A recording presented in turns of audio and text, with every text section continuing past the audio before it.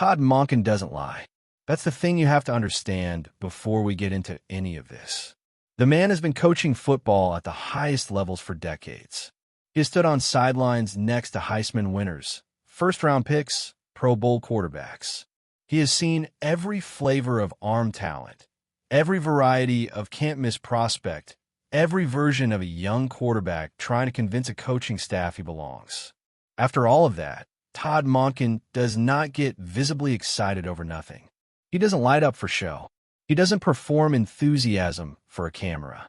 So when you pull up the footage from Cleveland's minicamp and you watch Monken standing on that Berea practice field watching Shedeur Sanders work, and you see that reaction on his face, you need to understand what you're actually looking at. That is a football man who just saw something real. And the rest of the NFL isn't paying nearly enough attention. Welcome back. Let's get into it. Here's the thing about Cleveland going into this offseason. The national narrative around this franchise had basically calcified into one thing. Deshaun Watson, the contract, the injury, the uncertainty. That was the whole conversation on repeat for 2 straight years. And after a while, people just stopped engaging with the Browns as a football story because the football had become almost secondary to everything swirling around the organization off the field. Fans were exhausted. Analysts had mentally filed Cleveland away. Most of the league had quietly decided the Browns weren't worth serious attention until further notice. That was the atmosphere walking into this offseason, which is exactly why what's coming out of Berea right now is hitting so differently than anyone expected.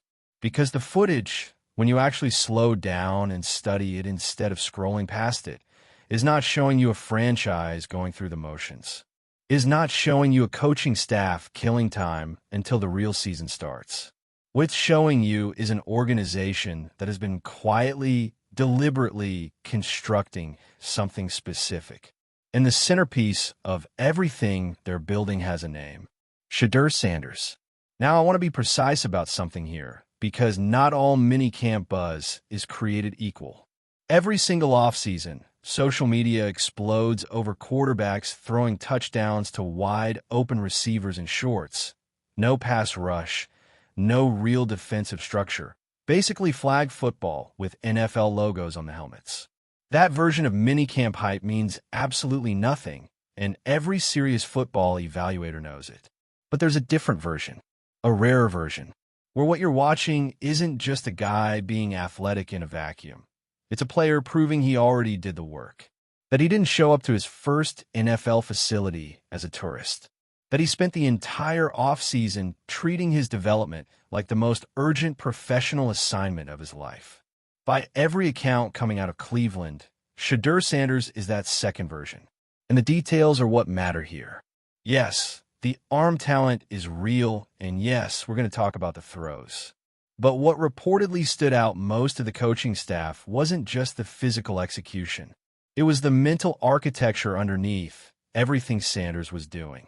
The pre-snap processing, the way he was identifying coverage before the ball ever moved, the way his eyes were holding safeties in place while his feet were already pointing somewhere else entirely, the way he was moving through progressions with a fluidity that most quarterbacks spend 2 or 3 NFL seasons desperately trying to develop.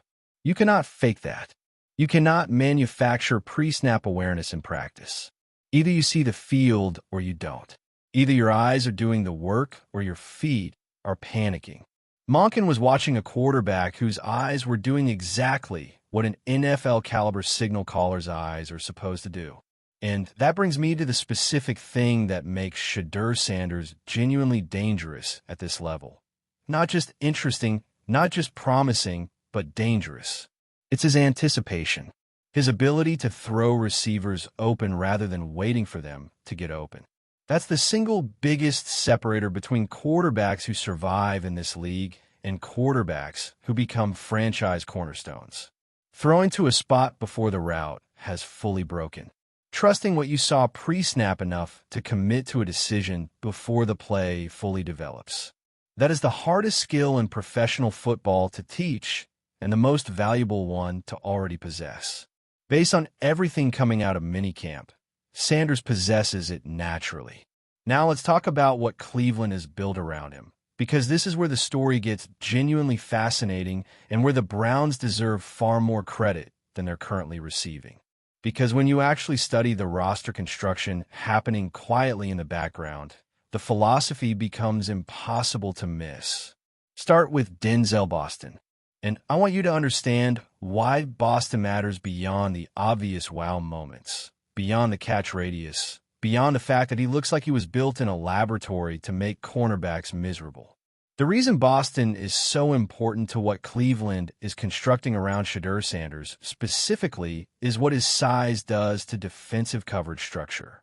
When you have a boundary receiver who forces coordinators to commit genuine resources on the outside, the intermediate windows open up dramatically.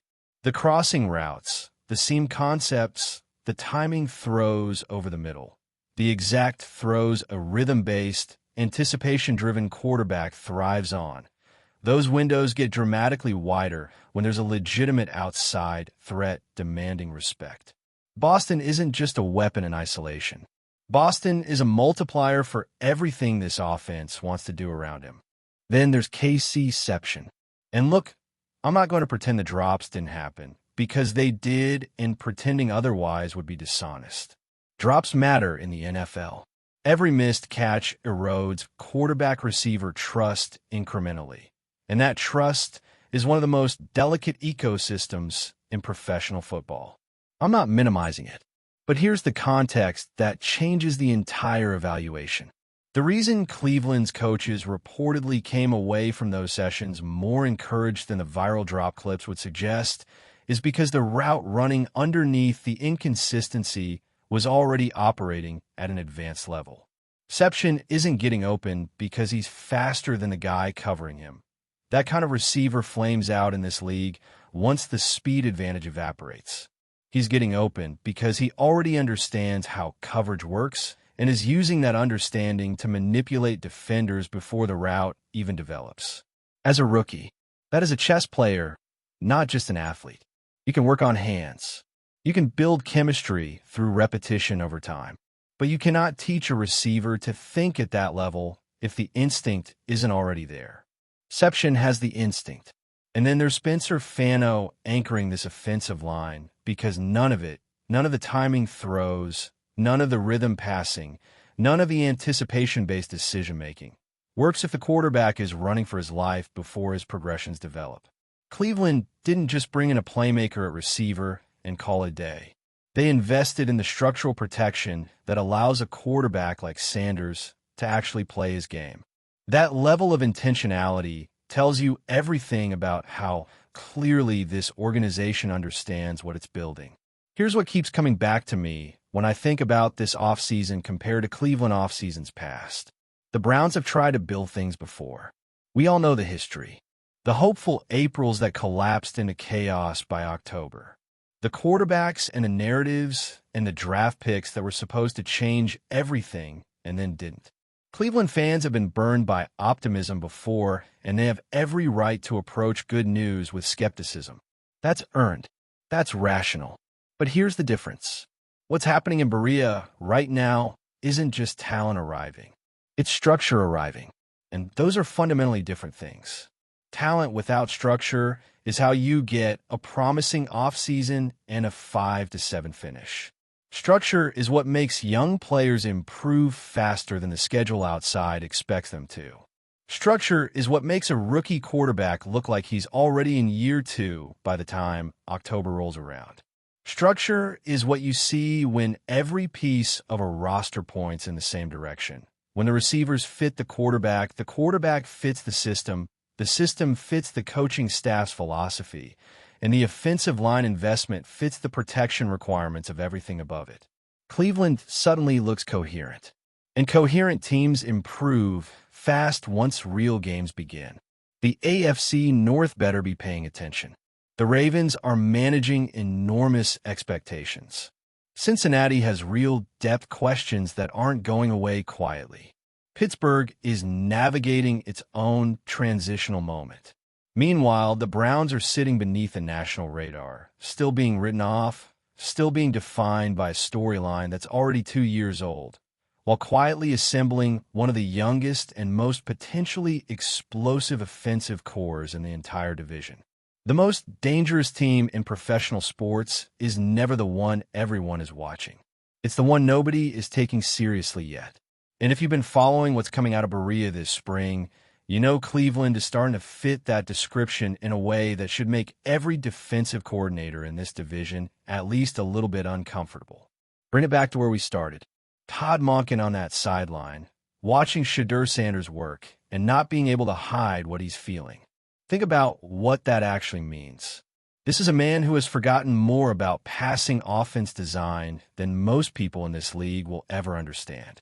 He's been around too many talented players who couldn't translate physical ability into professional production. He's watched too many promising practices disappear the moment real competition arrived. Men like that don't get visibly moved by nothing. When Monken looks like that watching a rookie in May, that is not organizational messaging. That is not a coach being diplomatic for the cameras.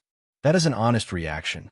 And honest reactions from experienced football people are the most reliable information in this business. What Todd Monken's face is telling you is that what Shedeur Sanders is doing inside that facility is genuine, it's advanced, and it's building towards something that the football world is not fully prepared for yet. I'm not standing here guaranteeing a playoff run. I'm not promising a division title before a single real snap has been played. What I'm telling you is that the Browns are no longer the franchise the national media has decided they are. The minicamp footage is the most public evidence yet that something real has changed in that building. The structure is there. The preparation is there. The talent is there. And when those three things align in professional football, things tend to move faster than outside observers expect. The rest of the league is going to figure that out around week 6 or 7. You're figuring it out right now.